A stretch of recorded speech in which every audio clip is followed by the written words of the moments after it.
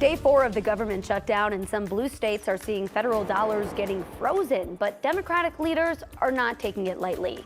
And with the latest COVID vaccine now out, certain people in Colorado are finding it harder than usual to get their dose.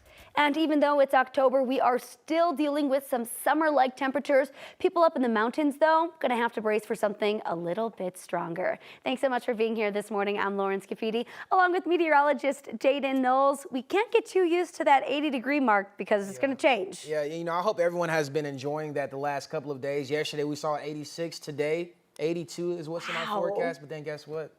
I'm going to go tell you at the weather desk. We got some more cooler temperatures coming. Lauren, can you believe it? Turtlenecks, baby. Turtleneck weather. I cannot wait for turtleneck weather. That's my favorite weather. We are tracking that cold front coming through later on this afternoon. But overall, looking outside right now, Burlington, what a picture, perfect picture. That's a postcard right there over Burlington. Not a cloud in the sky, but we could see some more clouds make its way through over towards the eastern plains later on this afternoon. Here's your current temperatures, the upper 60s as well as the low 70s. You're at 70 degrees here in downtown Denver, and your current temperatures across the rest of the state. Noticing the low to mid 50s over for the eastern plains, 40s and 50s in the high country, and then also the low 60s for the western slope. We are tracking those scattered showers and thunderstorms really throughout most parts of the morning hours, and that's what it's going to look like for this afternoon as well. Noticing steady snow at the higher elevation, about 10 to 11,000 feet. But so far here in the metro area, we're still nice and dry. The next couple of hours will warm up nicely. Like I mentioned, 82 degrees is what's in my forecast, but a big change is coming, and I'll talk more about that in detail in my full forecast. Lauren? Thank you so much, Jaden. If you ride RTD's G line, your commute is going to look a little bit different this weekend. From the Ward Road station in Wheat Ridge to the Clear Creek Federal Station, RTD is resurfacing the track today and tomorrow. While they do the routine work, RTD is offering bus services between the affected stations. So riders can board the bus shuttles at the locations listed right there on your screen. So that's going to be Wheat Ridge Ward Road Gate B, Arvada Ridge Gate B, Old Town Arvada Gate A, 60th and Sheridan Arvada Gold Strike Gate A, and Clear Creek Federal Gate C. Full rail service on the G line will pick back up on Monday. For more details about the service impacts, head to RTD's website and sign up for service alerts. While you were asleep, Denver police started an investigation into an overnight stabbing just east of downtown Denver. Police say this happened near the intersection of East Colfax and Xanthia Street. They posted the incident on social media just after 10 last night. One victim went to the hospital, but we don't know how badly they're hurt this morning. Police are still trying to gather any information they can on the incident, and of course, we'll bring you any updates as soon as we learn them. Law enforcement in Mexico have arrested a former San Miguel County Sheriff's deputy accused of having child pornography. The sheriff's office says Jesus Damian Niblas was taken into custody in a Mexican border town. He was transferred to the custody of the U.S. Marshals in Arizona. The sheriff's office says Niblas fled to Mexico in July after the Colorado Bureau of Investigation searched his home. This morning, he's being held on a $100,000 bond. The Department of Energy says it's canceling billions of dollars worth of clean energy grants all across the country. That includes more than $500 million here in Colorado. CSU stands to lose the most, more than $340 million in grant money.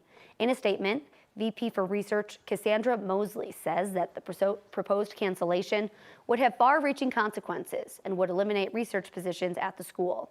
The Department of Energy, led by Colorado native and oil and gas executive Chris Wright, says it's money saved.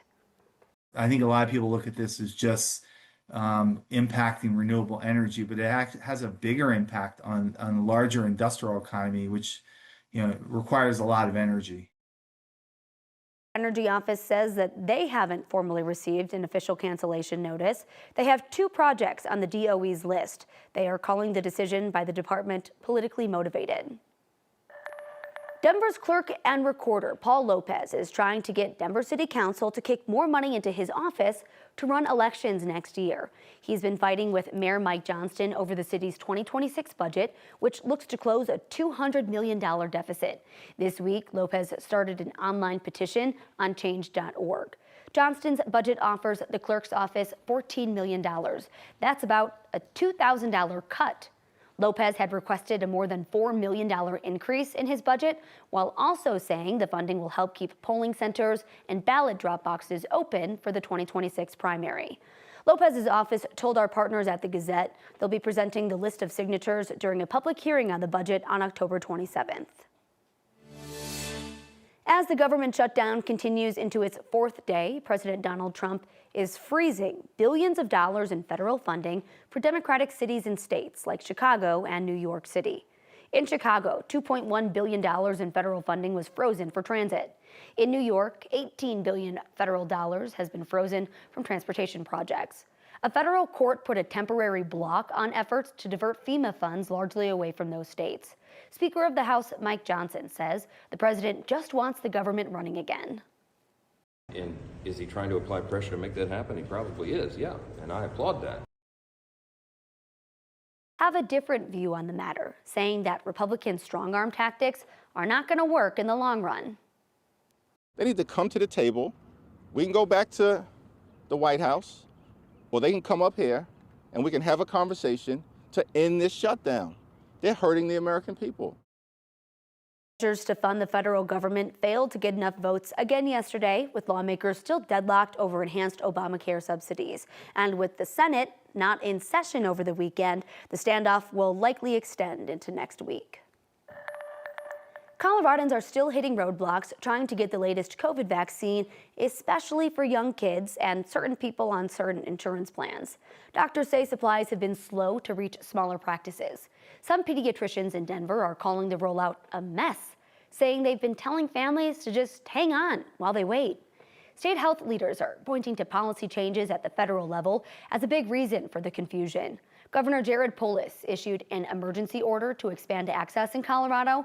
And for many adults, yeah, it's working. But for children under 2, pharmacies often won't give shots, and doctors can't order them through the federal Vaccines for Children program until the CDC issues final guidelines. Most pharmacies will do it only for kids who are 2 years and up. So the 6 months to 2 years, they're kind of at a loss. It's really frustrating because, yeah, they fixed it for adults, but did they fix it for kids? Not really. State public health leaders say more shipments could arrive as soon as the CDC finalizes that recommendation. Colorado is now the first state in the nation to cap the price patients and insurers pay for a prescription drug. Colorado's Prescription Drug Affordability Board voted yesterday to limit out-of-pocket costs for the arthritis medication Enbrel. Starting next year, it's $600 per 50 milligrams. That's a weekly dose for adults. Patients have been paying more than $4,000 a year for the drug. The average cost for insurers was more than $50,000. The drug's maker, Amgen, has already sued over Colorado's work to cap the price. Some patients groups worry Amgen will pull the drug from Colorado entirely. A generic form of a popular abortion pill, mifepristone, is heading to store shelves. Plus, the White House is getting into the prescription game, but it won't sell medicine.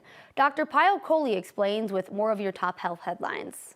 Topping the health headlines this week, the FDA has approved a generic version of mifepristone, one of the 2 medications used in most U.S. abortions.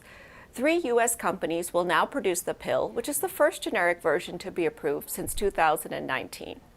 This approval comes less than 2 weeks after the Health and Human Services Secretary, Robert F. Kennedy Jr., pledged that the FDA would review mifepristone's safety. Research has long shown that adverse reactions to the drug are rare. Next, the Trump administration, in collaboration with Pfizer, has launched a new direct-to-consumer website called Trump RX. But it will not sell or distribute medications. Instead, consumers will be able to search for their medications and be redirected to the manufacturer's direct-to-consumer channels. This will not go live until early next year. And finally, October is Breast Cancer Awareness Month. More and more younger women are now being diagnosed with breast cancer, so this is a time to talk to your doctor about your breast cancer risk and get your annual mammogram scheduled if you're over the age of 40. If you're one of the 50% of women who has dense breasts, you may need additional testing like MRIs or breast ultrasounds for cancer screening. I'm Dr. Payal Kohli, 9 News medical expert, with your health headlines for the week.